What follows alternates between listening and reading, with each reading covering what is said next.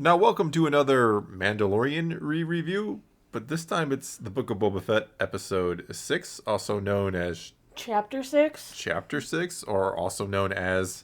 From the Desert Comes a Stranger? Yep. Because they had really long titles. Yes, they did, didn't they? And like on-the-nose titles, too. But anyway, let's get to that recap. We start out on Tatooine with some Pykes making, like, spice deals and planning out spice deals and stuff, and Cad Bane interferes. We know him as the Marshal of Mos Pelgos. Freetown. No, it's Mos Pelgos. He tells them to leave, but of course they don't, and he shoots them all but one. He says, deliver a message to the Pykes that they shouldn't come back here or else. Then he keeps their spice as punishment for making him shoot them, and then he dumps it out in the desert, and the Pykes all leave. Hey, that spice was worth more than your town. You don't know that. Well, you don't know what's in the town. All right, what is going on in Freetown? The real star of the show, Mando. He's got his new starship and a new nice fancy world to visit a friend. R2 then guides him to where Luke seems to be building some sort of a structure, a school maybe. One that might get burnt down in like 25 years? Whatever. 20 years? I don't know. It's made of stone. You can't burn down stone. Kylo Ren can. Mando just is kind of stuck sitting and waiting. Elsewhere, Luke and Grogu are meditating. Well, Luke is meditating. Grogu is distracted by trying to eat a frog. Scolds him, then kind of for funsies. He didn't really scold him. He kind of He's showed him Grogu. on. He was like, hey, come on No, now. he's Grogu. And then for fun, he uses the Force to pull a bunch of frogs up out of the pond. Master Kenobi would frown upon such things. Well, Master Kenobi's dead. Wow. Then the pair take a walk. Luke tells Grogu about Yoda. How he shuffles him along. Sorry. I know you do. He asks Grogu if he remembers home. Would he like to remember? Then, without Grogu giving consent, he puts his hand on Grogu's head to help him remember his past. Whoa. You made that sound about 1 billion times worse than what really happened in the scene. No, he's just helping Grogu remember his past. Okay. It sounds better the way I said it. No, it does not. In this vision, we see Grogu being defended by 3 Jedi against approaching 501st troops. Red shirt Jedi. I mean, none of them had any kind of name, so we knew We they were don't about to know. get shot They down. all have names. Everyone has a name. Oh, yeah, so the did Jedi everybody in are the Enterprise. slain, and the troopers approach, kind of pointing at him, or at least in his direction. And then the vision ends, and Luke promises to teach him to protect himself. Who swoops in? Somebody swooped in. Took out all those 501st clone troopers. We don't know the answer to that. Who's, like... Somebody did. Well, yes, we do know that somebody did. Ahsoka said as much in the last season. Of the Mandalorian, because this is also the Mandalorian. Mando wakes up from his nap, and it's Ahsoka. She said she's an old friend of the family. Haha, wink, wink, I don't nudge, get it. nudge. I don't get it You at all. wouldn't. You're not a big enough Star Wars fan. Ooh. She tells him how Grogu was meant to be the first student of Luke's new school.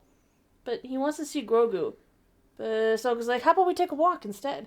Mando says he's checking in on a foundling, but Ahsoka kind of wants to dissuade him, asking him if he's doing it for Grogu or for himself. He says he wants to give him a gift that is his right as a Mandalorian foundling. Former Mandalorian foundling. I don't know you're entitled to anything as a former foundling. Well, he's not a former foundling. He's still a foundling according to Mando. Ahsoka says that she will deliver it, but Mando still kind of wants to see him. She tells him that Grogu misses him a lot, and if he sees Mando, it will make things a lot more difficult for him. But he's right there. So Mando hands it over and gets in his ship and leaves. Luke and Grogu see the ship take off, and it's sad. But time for some training. Luke asks him to jump. Kind of wants to teach him how to use the Force to jump. Grogu doesn't do so well, so Luke takes him on a run to kind of show him how it's done. He talks about how the world exists in balance, and that through the Force, Grogu will also find balance. So he's going to have him balance one-legged on a log. He meant literally. He meant literally. Luke even gets some time to practice with his saber. He does. Show off a little bit. Then out comes the training remote to train Grogu's reflexes. He didn't tell Grogu at first that it would shoot at him. So, yeah. But then round 2 went to Grogu because he's jumping and flipping like a little jumpy, flippy machine. Almost like Yoda used to jump and flip. Wow. Then Ahsoka comes to speak with him. Not him meaning Grogu, him meaning Luke. She praises Luke's teachings, But he says Grogu is remembering more than he is teaching. Luke tells her he knows Mando was here, and she shows Luke the gift. Luke wonders if Grogu's heart is really in it, but Ahsoka tells Luke, hey, you're so much like your father, you should trust your instincts about Grogu. And then she leaves. Perhaps they will meet again someday, perhaps not. I think there's a really good chance of that. We don't know. How about a first meeting? I don't know. Mando returns to Tatooine. He's going to join up with Boba. It seems the Pikes are gathering for a battle. Boba now has the experienced muscle, but he needs foot soldiers. And Mando says he might be able to help with that. I like that Boba didn't speak in this episode. He kind of gives a nod of the head, and that's it. I think he's said something. No, he does not speak. He nods when Din Djarin arrives, and that's it. No, I thought he was the one who said that they had the experienced muscle. Or was that Fennec? Fennec was doing all the... Maybe he had a sore throat. I don't remember. I was so busy writing, I didn't pay attention if Boba said something or somebody else said it. I like that you're giving him an excuse, though. Whatever. You better get in the back to maybe soak that throat a little. Have another flashback to... Well, Mando then heads to Mos Pelgo, where he is greeted by a deputy who nobody likes. Deputy Dickhead, yeah. Yeah, then Cobb Vanth shows up, and it's like old times. Love how everyone who sees Mando asks him first question is, where's Grogu? Where's the little green fella?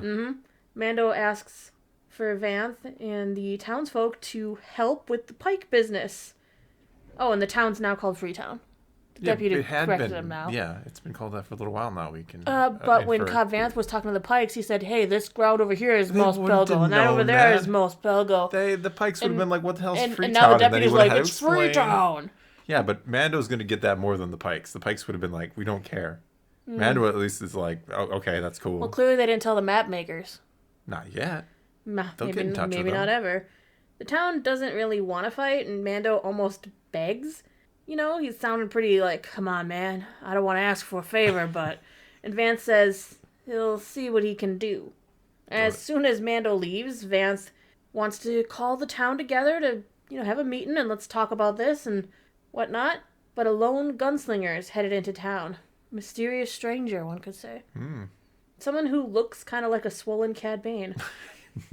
Vance sends the town folk out of the streets and tells the deputy to get on inside. Otherwise, you might get shot, which you did. Spoilers. Why do you do that to me every time? He says, whatever Boba is paying you, the Pikes will double for you just to not get involved. I thought they said you'd pay him the same amount. No, Did they offer him double, really? I would have just taken the double to sit at home. Yeah, but then you've got the drugs running rampant on your planet again. It causes problems. He tells the Honorable Marshal that Fett is a killer who worked for the Empire. So instead of working with the killer, you should definitely allow the drug deals to happen. Bane just ignores the fact he's like worked for some shady folks too. Well, he's not telling him that. Well, I know. Because the Pikes are upstanding citizens. I mean, it's a lie through omission, I suppose. Like I said, he's like trading one bad for another. Hey, Fett used to work for the Empire. He's a killer. But we're going to run spice through here all the time, and I'm kind of threatening you. Like, I might kill you. I'll kill you if you interfere. You don't know my past. That's fine. Don't ask. I just work for the Pikes, the drug dealers and stuff. It's all good.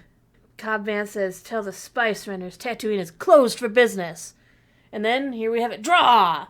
Bane gets the drop on Vance with one clean shot, then shoots the deputy like 5 times. 17 times? Because nobody likes boom, him. boom, I boom. told you, boom, boom, boom, deputy, boom, boom, boom. Bane could tell nobody liked him. And nobody even runs out the check. Is the Marshal okay?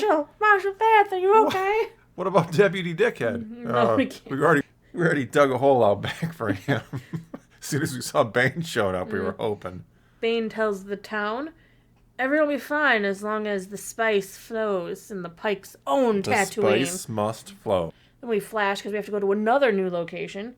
The Pikes go to a club in Mos Eisley called The Sanctuary that is under Boba's protection. Then they sit down for 2 seconds, then they get up to leave, but they forget their ice cream container behind, and it explodes, killing Jessica Biel. Yes, That Flashdance. was the worst part when they killed Jessica Biel. She ain't gonna live forever. Anybody who knows Flashdance knows what I'm talking. For the 3 people who've seen Flashdance, you know what I mean. One of them you and one of them me? Yes. So that other person. Now, we forget all about that already. The moment is here that we've all been waiting for.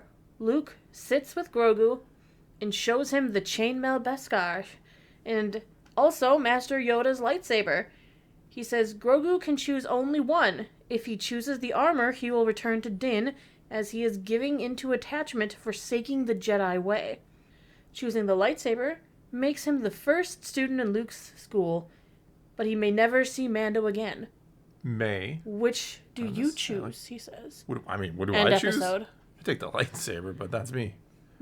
Just take them both and use hang one out to with slice Luke. I mean, my big problem would be my attachment to Luke. He would have to send me away. Oh. Your attachment to me is your undoing, Master Thor Skywalker. Well, you took my name. Well, get out of here. In this universe, anyone could be a Skywalker. It's Grogu I Skywalker, know. Din Djarin I Skywalker. like I when would call him Din Djarin, which I know is wrong. I know you, yes. Because I look at the name more often than I hear it Why is that said. D silent? Yeah. Because nobody ever says his name. It's just Mando. Yeah. Hey, look, it's Mando. No one says, hey, look, it's Din Djarin. Djarin. Din Djarin. There's a D there that I really want to pronounce. I know it's wrong, and I'm so sorry. I know. Din Djarin. Din Djarin. It is there. It's in the sound. It's yes. Djarin. With a D in it. You're really trying now. It's Din Djarin. Djarin? No. Din Djarin. It's like when you say Tsu. TSU. You don't know there's a T there, but there is. There is. Okay. Like Tsukasa. Sukasa? Tsukasa. Oh. Tsu. Tsu. Whatever. Sorry. Din Djarin. Is that going to be our secret word? D-Jarn? Emphasize the D in D. I can't even say it. Emphasize the Din in Djarin. No, I'm doing it wrong. Emphasize the D in Djarin in the comments below when you're talking about it. Yes, I want it to be a lot of D in there. You and a lot of D, huh? Wow. Oh, it got worse. You would get along with... What plot? Where are we going with this? I don't know. Nothing. I have nothing to say. You were going to say something. No, and I have you nothing wisely to say. didn't. Nothing to say. Well, Djarin. That's what I say. That is going to be all we got for you this time. My quick summary is it's a really good episode of The Mandalorian and a bad episode of the Book of Boba Fett. So do take to the comments still below. A good episode of The Mandalorian. Yes. Well, it's still a good episode. It's just a good episode of whatever, of the Mandoverse. Either way, take to the comments below. Let's talk some Star Wars. And until next time, thanks for watching.